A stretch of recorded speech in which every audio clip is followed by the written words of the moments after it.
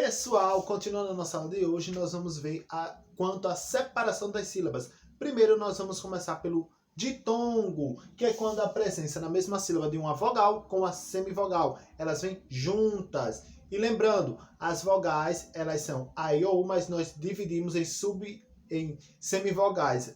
Há uma subdivisão, na verdade, que é o i e o u. E vamos ver que existem algumas raridades também. Vamos lá. Olha só, temos explicando só quais são os tipos de ditongos. Temos os ditongos orais, que é quando existe uma vogal aberta, mais uma semivogal. Quais são as vogais abertas? Aquelas que têm uma livre facilidade na saída do seu som. Por exemplo, A, E e O. Nós temos uma livre abertura vocal para serem ditas. Já o IU, além de elas terem uma pronúncia menor, mais baixa, com menor intensidade, temos também precisa de uma forcinha maior para falar o I e o U. Então, olha aqui, ó. As vogais orais, quando existe uma vogal aberta na sílaba, como por exemplo o A, mingau. O A, ele tem uma facilidade mais fácil de sair. E também sai. Uma vogal, uma semivogal, vogal e semivogal. Existem as vogais nasais, que é quando vem com aquela ideia ou mesmo a presença do M ou do N ou do tio. Por exemplo, tem palavras que não existem nem tio, nem M, nem N, mas nós temos a ideia da presença de uma dessas letras. Como, por exemplo, muito. Não existe M, não existe N, na verdade, porque M é só antes de P e B, seria um N se tivesse, mas não tem a presença, só que o fonema, ou seja, o som do N, ele está presente ali. Muito. Ok? Mas vamos ver como as vogais nasais. Outros exemplos. Por exemplo, mamãe. Aí você vai dizer, professor, mas o E não é vogal? Ele está aí como semivogal? Por que ele está como semivogal? Em alguns casos em que a vogal, ou por exemplo, nesse caso só, o E e o O, eles têm o som de I ou U, eles são considerados semivogais. São considerados, nesses casos, semivogais.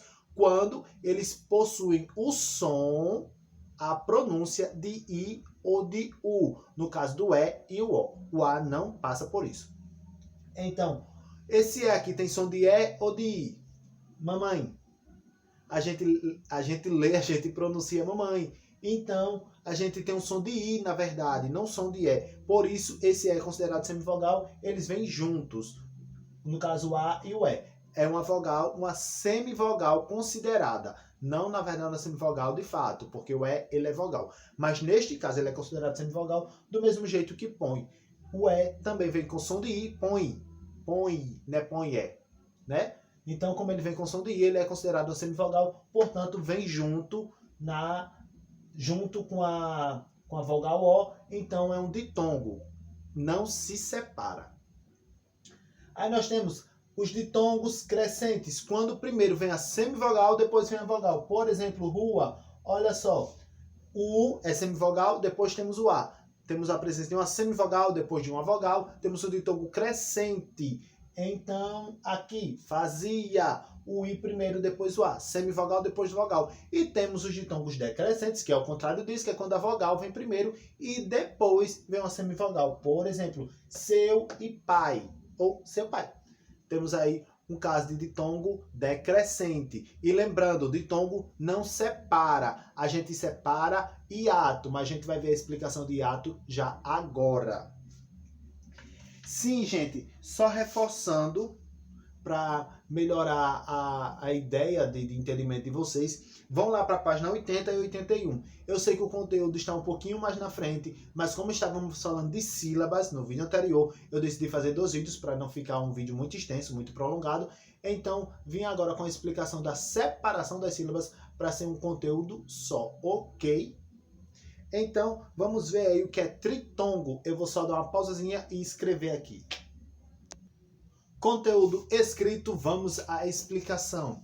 Gente, além do ditongo, existe também o tritongo, quando há a presença não só de 2 letrinhas chamadas vogais e semivogais, mas há o encontro de uma semivogal, um I ou um U, uma vogal e uma, no caso, A, E e O, e depois uma semivogal novamente, o I ou U. Vamos ver quais são esses exemplos. E lembrando, o tritongo, na verdade, ele não se acentua mais, viu? Ele perdeu o acento.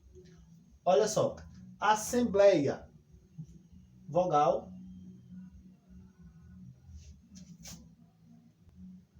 Então vamos lá. Vogal, o E, o I, a semivogal e o A. No caso de assembleia, nós temos aí um ditongo diferente desses outros. Por quê? Neste ditongo, nós vamos ter, ao contrário dos mais conhecidos, o caso de duas vogais e uma apenas semivogal.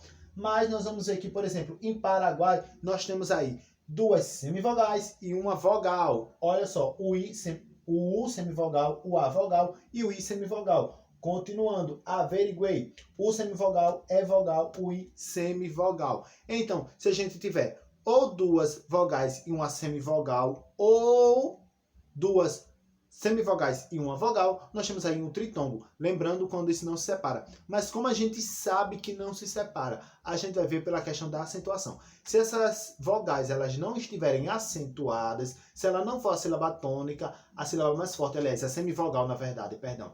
Se a semivogal ela não vier acentuada, ela não vier como sílaba mais forte, ela não vai se separar da vogal, ela vai vir junta, como a gente vê nesses exemplos aqui.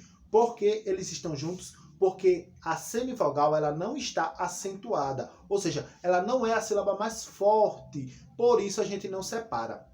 A gente só separa quando a semivogal, o I ou o U, ela vem acentuada. E lembrando, se for E e A gente já separa, ok? Lembrando, se não tiver, se o acento for o tio, a gente não separa, porque, como por exemplo em mamãe, como a gente viu agora, o E tem som de I. Então descarta esse caso quando a letrinha lá, o E ou O, ele não possui o seu som original. Ele possui o som de outro fonema, de outra letra, ok? Então vamos agora para ver hiato. No caso de hiato é que há a separação das semivogais com as vogais. Como eu ia dizendo, o hiato ele se separa por quê? Porque nós temos aí a presença de vogais com duas intensidades altas. Portanto, as vogais elas não se juntam na mesma sílaba, elas se separam. Vamos exemplificar para facilitar o entendimento. Olha, nós vamos ter a presença de uma vogal, uma semivogal. Lembrando que se for semivogal, ela tem que vir acentuada para ser considerada não mais semivogal. Ela vem considerada como vogal por causa do acento. Como por exemplo aqui, ó, baú e saúde. Ou outro exemplo aqui que eu vou colocar, ó, com I. Saída. O I e o U, eles vindo acentuados, eles não são considerados mais semivogais, eles são considerados vogais, por isso se separa na sílaba. Como aqui, por exemplo, toalha, nós não temos nenhum acento, mas por serem vogais, elas não ficam na mesma sílaba, elas ficam separadas, mesmo que signifique ficar sozinho. E lembrando que a base da sílaba é a vogal, então, se existir já uma vogal, já pode existir uma sílaba. Portanto, ele pode ficar sozinho, o pode ficar sozinho, o I pode ficar sozinho. E aqui, ó, preencher, como a gente vê no livro aí. O L se separa porque são duas vogais. Mesmo sendo a mesma, mas são duas vogais. A gente lê as duas, preencher. Então, como a gente lê as duas, há a presença de um mesmo fonema duas vezes. Então, temos as duas letras duas vezes, por isso a gente separa. Ok? Então, temos aí o ditongo, quando a gente não separa, porque a gente vai ter o quê? A presença de uma vogal com a semivogal. A semivogal ela não vem acentuada, ok? Por isso a gente deixa na mesma sílaba. O tritongo, que é quando temos duas vogais, uma semivogal, ou geralmente, no que acontece mais, duas semivogais e uma vogal. A gente também não separa porque a semivogal ela não vem acentuada. Portanto, ela não passa sem ser vogal, como acontece aqui, que nós temos a presença de semivogais, como vem acentuadas, são consideradas vogais. Eu sei que o assunto é complicado, mas eu creio que em breve a gente estará em sala de aula e nós vamos tirar todas as dúvidas pessoalmente, ok? Continue se cuidando, tenham todos uma ótima e abençoada, maravilhosa semana, debaixo da proteção e do cuidado de Deus, e até semana que vem. E só para não esquecer, né, gente, já ia deixando passar em branco, temos atividade que vai da página 58, ok? Página 58 e a página 82. Página 58 e página 82. Atividade para vocês. Tchauzinho, um cheiro e até a próxima semana.